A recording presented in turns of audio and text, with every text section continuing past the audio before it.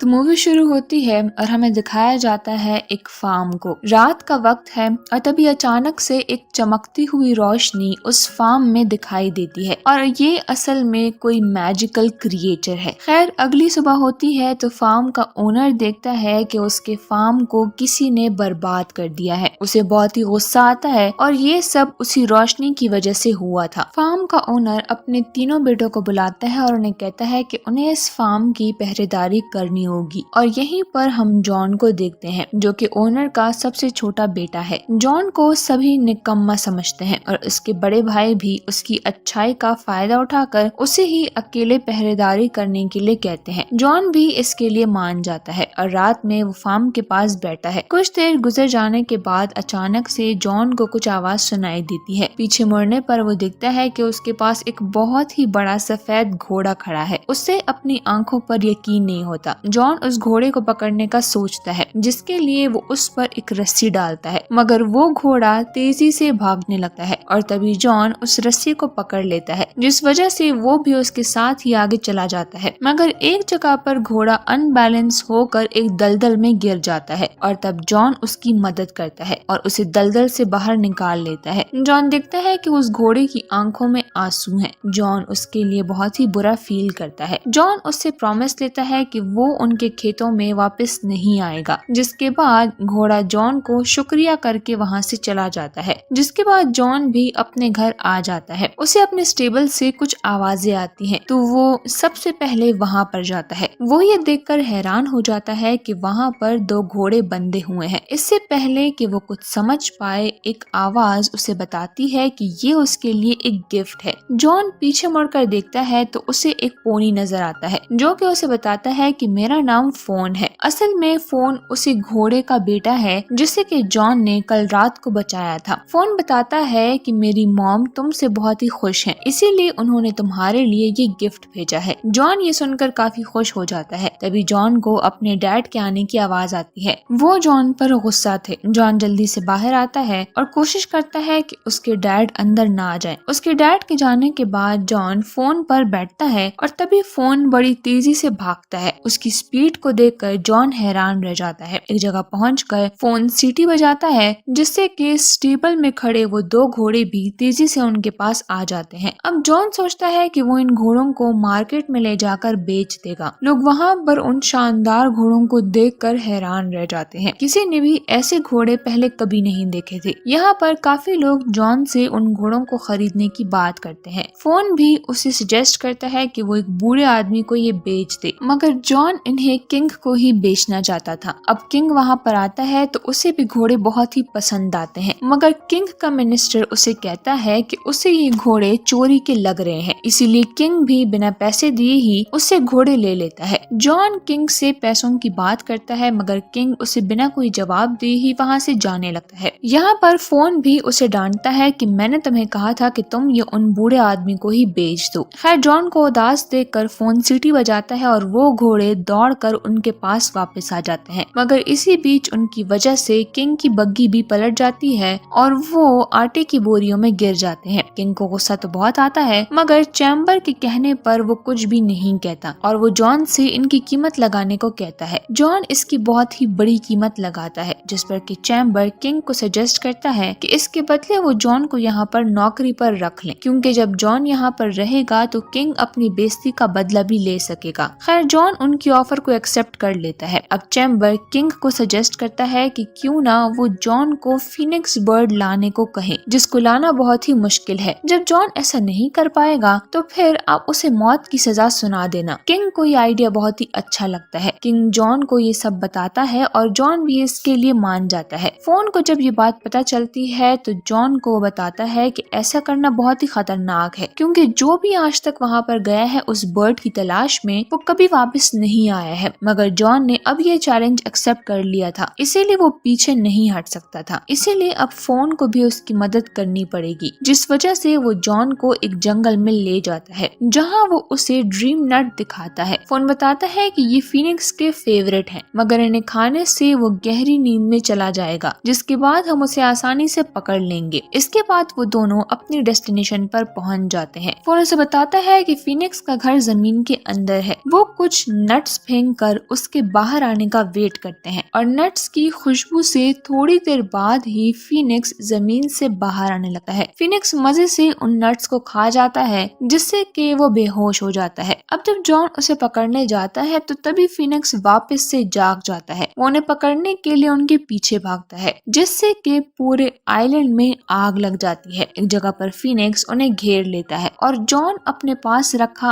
आखिरी नट भी उसकी तरफ फेंक देता है। फीनिक्स उसे खाते ही बेहोश हो जाता है और जब उसकी आंख खुलती है तो वो देखता है कि उन्होंने उसे चेन्स में कैद किया हुआ है। जॉन देखता है कि फीनिक्स की आंखों में आंसू है और ये देखकर जॉन को उसके लिए काफी ही बुरा लगता है, जिस वजह से वो उसे आजाद कर देता है। आजाद होते ही फीनिक्स अपने पंख फैलाकर वहाँ से उड़ जाता है, मगर जाते हुए वो अपना एक पंख जॉन को दे देता है जो कि हीट की वजह से ग्लो कर रहा था। अब फोन उसे कहता है कि किंग उसे अब नहीं छोड़ेगा। तब जॉन कहता है कि शायद इस पंख से वो उन्हें यकीन दिला दे, मगर किंग जॉन की किसी भी बात पर यकीन नहीं करता और अगले ही दिन उसे मौत की सजा के लिए लाया जाता है। जॉन वो पंख निकाल कर सबको दिखाता है, मगर वो अब ग्लो नहीं कर रहा था और किंग उसे मारने का कहता है। अब फोन को ही कुछ करना था, मगर इससे पहले ही फीनिक्स वहाँ पर आ जाता है और उसे देखकर सभी लोग हैरान रह जाते हैं और उन्हें जॉन की बातों पर यकीन हो जाता है। अब ना चाहते हुए भी किंग को जॉन की सजा खत्म करनी पड़ती है और साथ उसे प्रमोशन भी मिल जाती है। अब किंग और भी गुस्सा होता है। वो अपने मिनिस्टर से कहकर कोई और प्लान सोचने को कहता है। बहुत सोचने के बाद मिनिस्टर उसे एक आइडिया देते हैं कि क्यों ना इस बार वो जॉन को सार माउंटेन की प्रिंसेस को लाने भेजे। पहले तो वो उसमें कामयाब नहीं होगा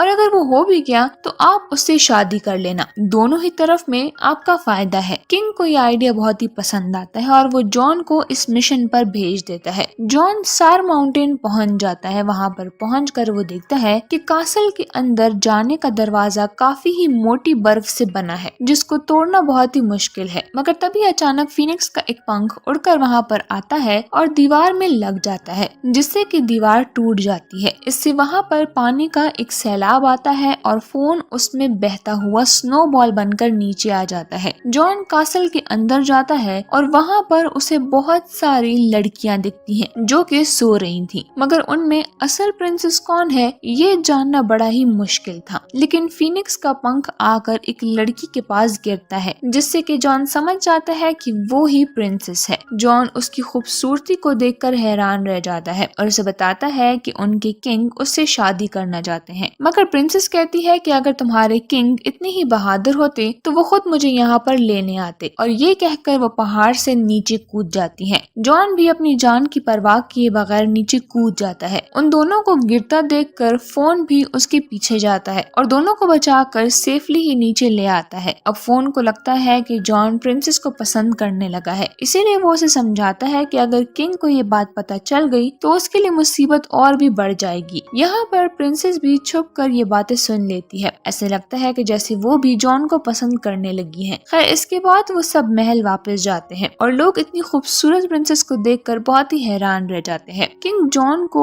जिंदा देखकर गुस्सा तो होता है, मगर चैम्बर उसे समझाता है कि इसमें उसी का ही फायदा है और अब वो जॉन को प्रमोट भी कर देते हैं। मगर जॉन इन सब से ज्यादा खुश नहीं है और उसे प्रिंसेस की फिक्र है। वो छुप कर उसके पास जाता है, मगर इससे पहले कि वो उसे कुछ बताए किंग के लोग वहाँ पर आकर प्रिंसेस को अपने साथ ले जाते हैं। किंग यहाँ पर उसे शादी के लिए प्रपोज करता है, मगर प्रिंसेस बताती है कि वो एक शर्त पर शादी करेगी कि अगर वो उसे वो रिंग लाकर दें जो कि उसकी दादी की थी। वो अंगूठी एक समंदर में गिर गई थी और जब तक वो अंगूठी उसके पास नहीं आ जाती वो शादी नहीं कर सकती है। अब इससे किंग थोड़ा सा परेशान हो जाता है, मगर तभी वहाँ पर जॉन आता है और उसे देखकर किंग ये काम भी उसे ही सौंप देता है। जॉन फोन से इस बारे में बात करता है, मगर फोन बताता है कि उसे उस रिंग के बारे में कोई नॉलेज नहीं है, मगर वो इस बारे में अपनी मॉम से बात करता है और वो उसे बताती है कि वो रिंग एक व्हेल के पेट में है जो कि उन्हें समंदर के बीच एक आइलैंड के पास मिलेगी। फोन फौरन ही जॉन के साथ वहाँ पर जाता है और यहाँ पर कुछ बर्ड से टकराने पर जॉन नीचे गिर जाता है और पता चलता है कि वो लोग अपने डेस्टिनेशन तक पहुँच चुके हैं। जॉन को पानी के नीचे बड़ी बड़ी जंजीरें दिखाई देती हैं और फिर वो उनसे बंधी हुई व्हेल को देखता है। जॉन पानी से बाहर आता है तब फोन उसे बताता है कि ये आइलैंड ही असल में वो व्हेल है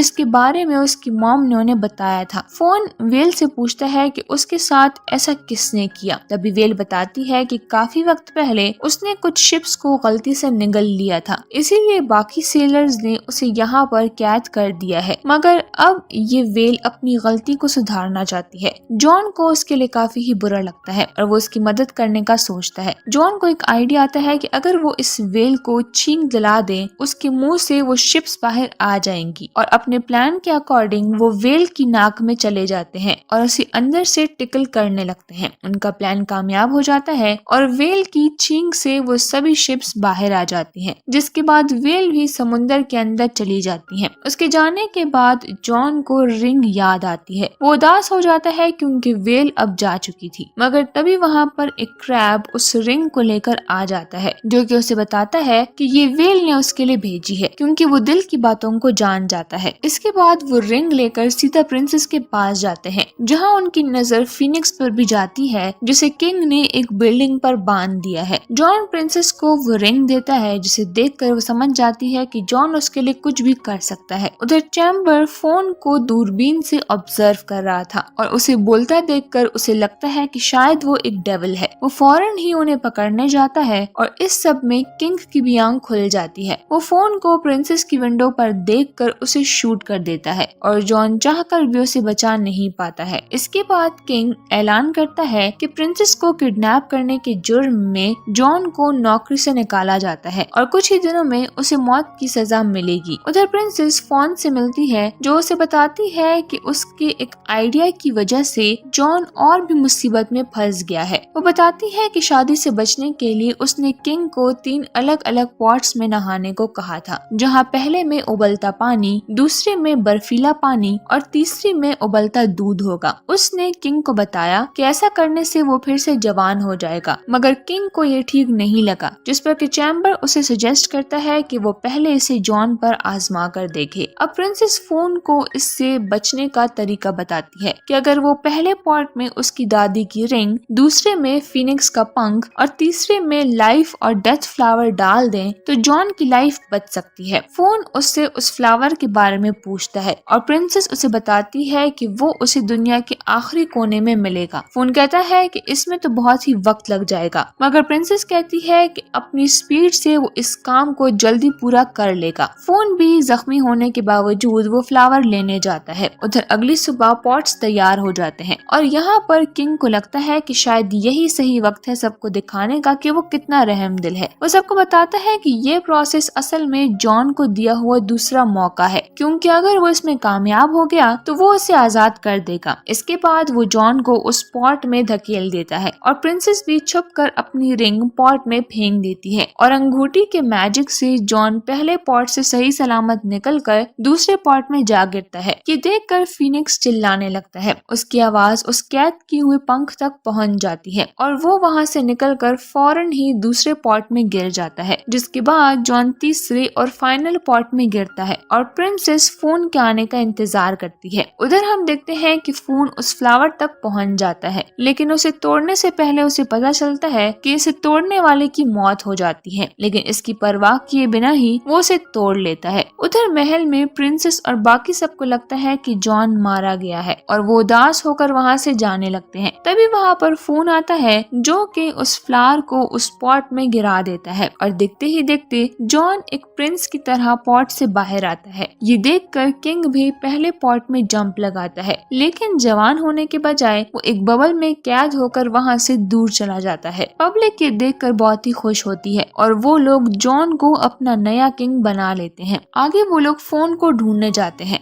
जिसे लगता है कि शायद वो मरने वाला है, मगर प्रिंसेस उसे बताती है कि वो फ्लावर सिर्फ उसका टेस्ट ले रहा था। मूवी के लास्ट सीन में हम जॉन और प्रिंसेस की शादी देखते हैं और इसी के साथ ये मूवी यहीं पर एंड हो जाती है।